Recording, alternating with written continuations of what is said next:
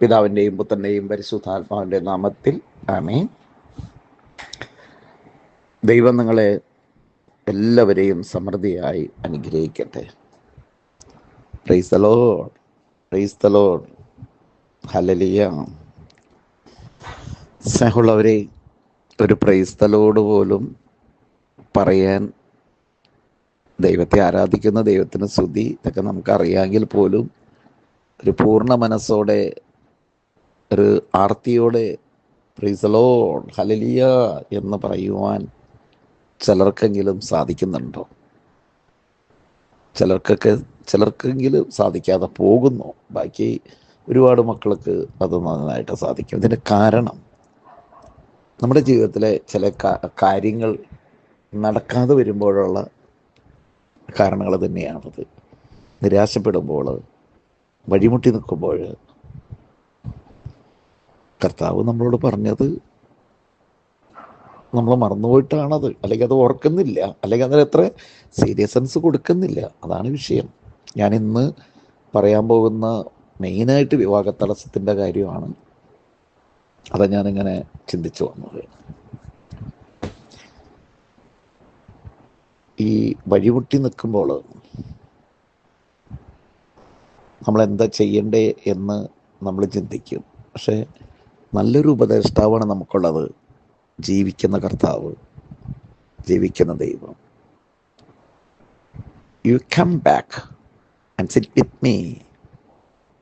യേശയുടെ പുസ്തകത്തിൽ 1:18 പിന്നെയും പറയുന്നുണ്ട്, അധ്വാനിക്കുന്നവരും ഭാരം വഹിക്കുന്നവരും എൻ്റെ അരികിൽ വരട്ടെ, ഞാൻ അവരെ ആശ്വസിപ്പിച്ചുകൊള്ളാം. എന്തൊരു നല്ല, ഞാൻ ഇതിനെക്കുറിച്ച് യേശോയെക്കുറിച്ച് പറഞ്ഞാൽ ഇവിടെ തീരില്ല. എനിക്കൊരു 5-6 മിനിറ്റ് കൂടെ തീർക്കണം. ഞാൻ അതിലേക്ക് കടക്കണില്ല. ഒക്കെ ക്ലാസ് എടുക്കാൻ വരുമ്പോൾ നമുക്ക് ശരിയാക്കാം. മക്കളെ, നമ്മുടെ ഭാരങ്ങളൊക്കെ ദൈവത്തിലേക്ക് സമർപ്പിക്കുക. എന്നിട്ട് ഇപ്പോൾ നമ്മുടെ കുടുംബങ്ങളിൽ പണ്ടൊക്കെ പെൺപിള്ളേരെ കെട്ടിക്കാൻ പറ്റുന്നില്ല, പെൺപിള്ളേരെ കെട്ടിക്കാൻ പൈസയില്ല, കല്യാണം നടക്കുന്നില്ല. ഇന്ന് പെൺപിള്ളേരെ കെട്ടിക്കാനാണോ ആൺകുട്ടികളുടെ കല്യാണം നടക്കാനാണോ ബുദ്ധിമുട്ട്? പെട്ടെന്ന് പറയാൻ പറ്റും, പെൺപിള്ളേരുടെ കല്യാണം എങ്ങനെയെങ്കിലൊക്കെ അങ്ങ് നടന്നു പോകും, അല്ലേ? ഇഷ്ടം പോലെ, അതിനൊരു ബ്രേക്കും ഇല്ല. ഈ പെൺകുട്ടികളൊക്കെ എന്ന് പറഞ്ഞാൽ കാര്യം ഇച്ചിരി റോങ് ഒക്കെ ഉണ്ട് ചിലർക്കെങ്കിലും. ഒരു പരിധി വരെ ആൺപിള്ളേരെക്കാളും കൂടുതലായിട്ട് അവർ ദൈവമായിട്ട് അടുത്തിട്ടുണ്ട്. അല്ലാത്തവരുണ്ട്, ഇല്ല എന്നല്ല കേട്ടോ പറയുന്നത്. പക്ഷെ ഒരു പരിധി വരെ ആണുങ്ങളെക്കായി കൂടുതൽ അവർ പ്രാർത്ഥിക്കുന്നുണ്ട്. എന്നെ കൂടാതെ നിങ്ങൾക്ക് ആർക്കും ഒന്നും ചെയ്യാൻ പറ്റില്ല എന്നാണ് ദൈവത്തിൻ്റെ വചനം പറയുന്നത്. കടലിന് കുറുകെ വഴി വെട്ടിക്കൊടുത്തവൻ, കടലിന് കുറുകെ വഴി വെട്ടിക്കൊടുത്തവൻ നമ്മുടെ മുമ്പിലില്ലേ? അവനെന്താ അസാധ്യമായിട്ട്? ഒന്നുമില്ല. സെക്കൻഡ് ആണ് ആൺപിള്ളേരുടെ, ചില പെൺപിള്ളേരുടെയെങ്കിലും നടക്കുന്നില്ല. അത് കാരണം വേറൊന്നുമല്ല, ദൈവം തരുന്നത് സ്വീകരിക്കാൻ വയ്യാന്നേ. എനിക്കെൻ്റെ ഇഷ്ടം മനസ്സിൽ ഒന്ന് വെച്ചിട്ട്, മനസ്സിൽ ഞാൻ തിരഞ്ഞെടുത്ത ഒരു മേഖല, അതാണേലും പെണ്ണായാലും, ഒരു ഒരു ഒരു ഒരു കാര്യം വെച്ചിട്ട് എനിക്കത് നടത്തി തരണം. അത് ദൈവത്തിന് ഇഷ്ടമല്ലെന്നേ. ദൈവത്തിന് ഇഷ്ടമല്ലാത്തതിന് തടസ്സങ്ങളുണ്ടാകും. നല്ലതാണെന്ന് ഞാൻ പറയും. കാരണം ഇപ്പം നിന്നെ കാണാനോ, നിൻ്റെ ആരോഗ്യത്തിനോ, നിൻ്റെ ഉന്മേഷത്തിനോ, നിൻ്റെ ആ ദൈവാരാധനയ്ക്കോ, നിൻ്റെ പഠനങ്ങൾക്കോ, നിൻ്റെ ജോലിയിലോ ഒന്നിനൊരു കുറവില്ല. നീ നല്ലൊരു മകളായി, നല്ലൊരു മകനായി, കുടുംബത്തിലെ എല്ലാവർക്കും സന്തോഷമായി ജീവിക്കുന്നൊരവസ്ഥ. എൻ്റെ മോനെ, മോളെ, എത്ര മോശമായ അപ്പനായാലും, എത്ര മോശമായ അമ്മയാണെങ്കിലും, പെറ്റു വളർത്തിയ മാതാപിതാക്കൾക്ക് എത്ര മോശമാണെങ്കിലും അപ്പന്മാർക്ക് അല്ലെ അമ്മമാർക്ക് മോശമായ ഒരു മരുമോനെ ഒന്നും ഒരിക്കലും ആഗ്രഹിക്കുന്നില്ല, അംഗീകരിക്കില്ല. പിന്നെ അത്രമാത്രം പൈശാചികമായിരിക്കണം. അപ്പം സ്നേഹമുള്ളവരെ, നമുക്ക് ഇതിപ്പോൾ സമയാവറാവുന്നു. ഇതാണ് ഈ കുഴപ്പം വരുന്നത്. യേശുവേ നന്ദി, യേശുവേ സ്വസ്ത്രം, ഹല്ലേലൂയ, ഹല്ലേലൂയ.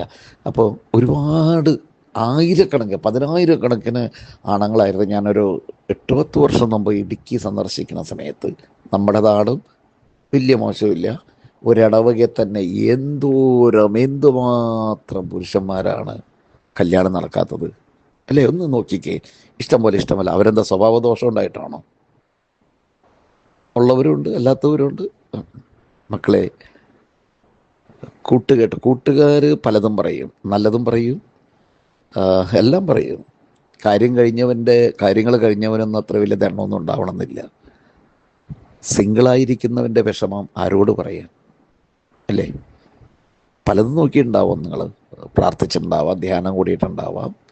ധ്യാനം കൂടണം, നല്ലതാണ്, നല്ല കാര്യമല്ലേ? അത് നമ്മൾ ഇന്ന റൂട്ടി ഒന്ന് ദൈവത്തിൻ്റെ വചനം നമ്മളെ സ്പർശിക്കും. നമുക്ക് കുറേ കാര്യങ്ങൾ മനസ്സിലാവും, കുറേ കാര്യങ്ങൾ വെളിപ്പെടുത്തി കിട്ടും. കൗൺസിലിങ്ങിലൂടെ കുറേ കാര്യങ്ങൾ മനസ്സിലായി കിട്ടും. കുമ്പസാരം കഴിഞ്ഞ് കഴിയുമ്പോൾ തന്നെ ഒരു ആന്തരിക സൗഖ്യം കിട്ടും. ആത്മാർത്ഥതയുള്ള കുമ്പസാരമാണെങ്കിൽ. ആത്മാർത്ഥമുള്ള കുമ്പസാരം വേണമെന്നുണ്ടെങ്കിൽ ധ്യാനത്തിന് തന്നെ വരണം. പക്ഷേ അവിടെ പറയുന്നത് പോലെ നമുക്ക് ചെയ്യാൻ പറ്റുന്നില്ലല്ലോ. ഇപ്പോൾ ഉടമ്പടി ഉള്ള കൃപാസനത്തിൽ ഉടമ്പടിയുണ്ട്. എന്തായി ഉടമ്പടി? എല്ലാ ധ്യാനകേന്ദ്രങ്ങളിലും ഇത് തന്നെയാണ് പറയുന്നത്. നമ്മൾ പ്രാർത്ഥിക്കണം, നമുക്ക് വിശുദ്ധി വേണം, നമ്മൾ പാവമില്ലാത്ത ജീവിതം നമ്മൾ നയിക്കണം, എല്ലാവരോടും ക്ഷമിക്കണം, അല്ലേ? ഇതല്ലേ? അത് നിങ്ങൾ ഏത് ധ്യാനകേന്ദ്രത്തിൽ പോയാലും അത് തന്നെ. നമ്മളിലൊരു മാറ്റം വരുത്തി നോക്കിക്കോ. നമ്മുടെ ബഥേൽ മാതാവിൻ്റെ ധ്യാനത്തിന് വരുന്ന എല്ലാ മക്കൾക്കും അനുഗ്രഹം ഉണ്ടാകട്ടെ.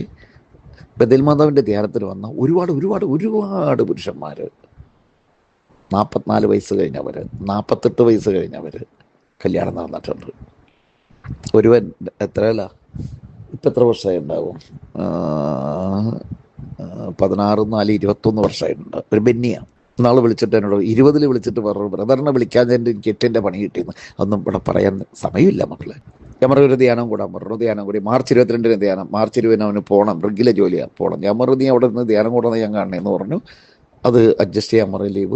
ലീവ് അഡ്ജസ്റ്റ് ചെയ്ത് ധ്യാനം കൂടി കഴിഞ്ഞാൽ ഉടനെ നീ ഒരു പെണ്ണിനെ കാണും, കല്യാണം ഉറപ്പിച്ച് വയ്ക്കും. നീ പോയിട്ട് ലീവിന് വരുന്ന സമയത്ത് കല്യാണം നടക്കും. നിനക്ക് കിട്ടാൻ പോണതൊക്കെ ആമ്പിള്ളേരായിരിക്കും എന്ന് പറഞ്ഞു. ഇവിടെ ആണോ പെണ്ണോ അതല്ല കേട്ടോ ദർശനം. ധ്യാനത്തിന് പോകാൻ പറഞ്ഞാൽ ഏതെങ്കിലും ആമ്പിള്ളേർ കേൾക്കില്ല. മക്കളെ, നമുക്ക് ചെയ്യാവുന്നൊരു കാര്യം മാത്രമേ ഉള്ളൂ. പരിശുദ്ധ കുർബാനയിൽ കരഞ്ഞ് പ്രാർത്ഥിക്കുക. ആരാധനയ്ക്ക് നിങ്ങൾ വരിക, ഏകദിനങ്ങൾക്ക് വരിക. നമ്മൾ കൂടുതൽ ചിന്തിക്കേണ്ട, കൂടുതൽ ഇതൊന്നുമല്ല.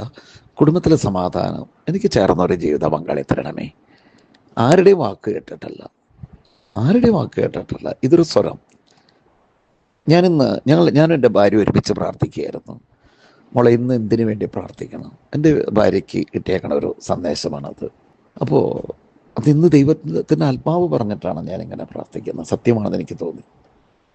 ഇന്ന് നമുക്കടെ വിവാഹ തടസ്സമുള്ള എല്ലാവർക്കും വേണ്ടി സമർപ്പിക്കാം, നമുക്ക് പ്രാർത്ഥിക്കാം. എല്ലാവരും സ്തുതിച്ച് പ്രാർത്ഥിക്കുക. ഹല്ലേലൂയ പ്രാർത്ഥിക്കുന്ന കർത്താവേ, വിവാഹം നടക്കാത്ത എല്ലാ സ്ത്രീകൾക്കും പുരുഷന്മാരിലേക്കും മലാഖി 3 വചനം വഹിക്കുന്നു. ഈശോയുടെ നാമത്തിൽ ഈ ഞായറാഴ്ച പണ്ടേ ധ്യാനത്തിന് അവർ വരട്ടെ. ഒരു താമസമുള്ള ധ്യാനം May 8 അതിനും അവർ വരട്ടെ. കർത്താവേ, സകല വിശുദ്ധരെ പ്രാർത്ഥിക്കണമേ. അത്ഭുതം നടക്കട്ടെ എന്ന് ഞാൻ പ്രാർത്ഥിക്കുന്നു. നന്മ നിറഞ്ഞ മറിയമേ, സ്വസ്തി, കർത്താവ് അങ്ങയുടെ കൂടെ സ്ത്രീകളിൽ അങ്ങ് അനുഗ്രഹിക്കപ്പെടവളാകുന്നു. അങ്ങയുടെ ദൃത്യഫലമായി ഈശോ അനുഗ്രഹിക്കപ്പെടവനാകുന്നു. പരിശുദ്ധ മറിയമേ, തമ്പുരാൻ്റെ അമ്മേ, ഭാവികളായ ഞങ്ങൾക്ക് വേണ്ടി എപ്പോഴും മരണസമയത്തും തമ്പുരാൻ്റെ അപേക്ഷിക്കുന്നു. ദൈവം നിങ്ങളെ സമൃദ്ധിയായി അനുഗ്രഹിക്കട്ടെ. ആമേൻ.